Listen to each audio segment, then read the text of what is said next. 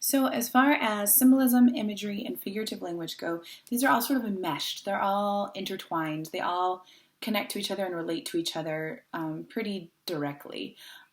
So symbolism is any images and imagery. Again, this is why they're hard to pull apart.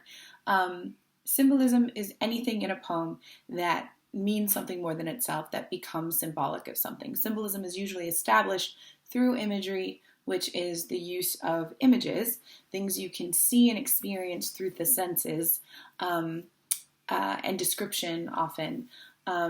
So an image can become a symbol in a poem. A lot of the ways that this is established is through figurative language, such as similes and metaphors. I think that's pretty much all I want to cover with regard to figurative language. I mean, there's figurative language is a pretty extensive category, but similes and metaphors are comparisons between two things that are not similar. Similes use like and as, metaphors do not use like and as. So education is a mountain, that's a metaphor. Education is like a mountain, that is a simile.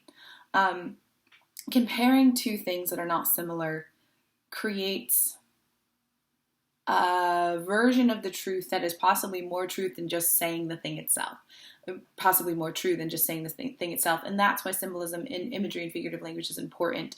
So the imagery of a metaphor creates the conditions in the poem that you need to understand the symbolism. Does that make sense? And all of these three things go on to support theme, the understanding of the message of the poem, what the poem is saying about the topic, right? Of course, diction is really important to all of these things. Word choice really supports symbolism, imagery, and figurative language. Again, it's difficult to untangle these things from each other because they are sort of parts of each other and they all support each other and they often go together. Again, your book does cover this. It didn't cover the other things, which is why I don't think it covers this super well.